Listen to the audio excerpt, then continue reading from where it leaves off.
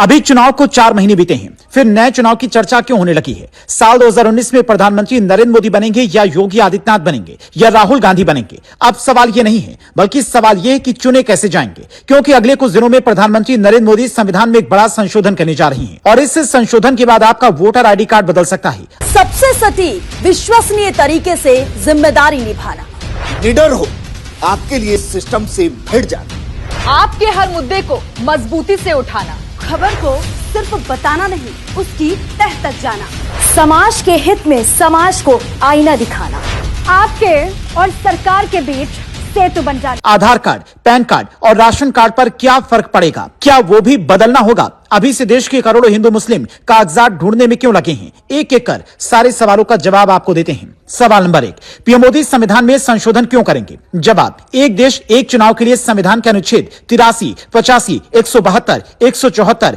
और 356 में संशोधन करने होंगे। सवाल नंबर 2, एक देश एक चुनाव क्या है? जवाब, पूरे देश में एक साथ विधानसभा और लोकसभा के चुनाव होंगे। सरपंच से लेकर सांसद तक सब एक ही साल में चुने जाएंगे। सवाल number 3, one nation one election में कितना खर्चा आएगा? जवाब, चुनाव आयोग के मुताबिक एक वोटिंग सेंटर पर 2 ईवीएम लगेंगी, 11,80,000 पोलिंग बूथ बनेंगे, नई ईवीएम बनवानी होगी, हर 15 साल में 10,000 करोड़ का खर्चा आएगा।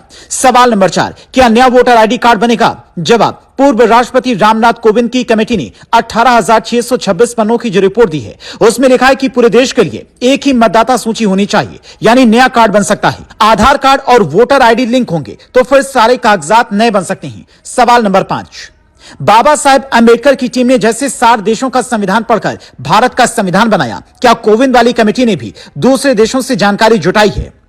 जवाब, Sweden, Belgium, Germany, Japan, Philippines, Indonesia और दक्षिण अफ्रीका, जहां इस तरह का प्रचलन है, वहां की संविधान को पढ़ा, फिर भारत सरकार को सुझाव दिए। सवाल नंबर 6, क्या सीएए, एनआरसी से इसका कोई लेना देना है? क्या मुस्लिमों को इससे खासा परेशानी होगी? जवाब, जिनके कागजात बाढ़ में बह गए हैं, आपदा में खो गए हैं, जो यहीं के रहने वाले हैं, उनके लिए कोई प्रावधान जुड़ेगा, लेकिन जो बाहरी होंगे उन्हें मुश्किलें होंगी।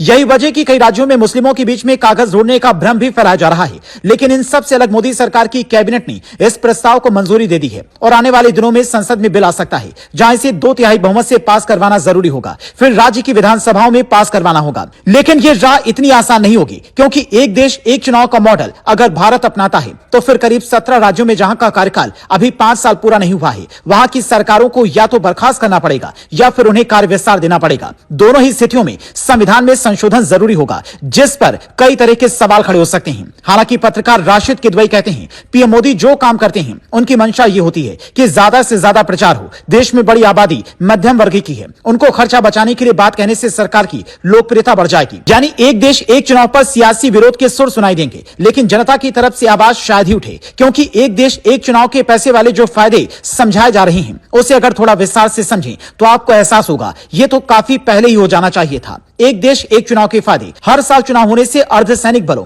स्थानीय प्रशासन और सरकारी कर्मचारियों को बार बार अपना काम छोड़कर चुनावी ड्यूटी करनी होती है। इस पर रोक लगेगी। पहले लोकसभा के बाद तुरंत विधानसभा या पंचायत चुनाव होने से फिर से सारा खर्चा उठाना पड़ता है, लेकिन एक चुनाव से इस खर्चे पर लगाम लगेगी। एक ही दिन चुनाव हुआ तो इससे वोट प्रतिशत में बढ़ोतरी हो सकती है। नेता बहानेबाजी नहीं कर पाएंगे, कम से कम 4 साल काम करना ही होगा।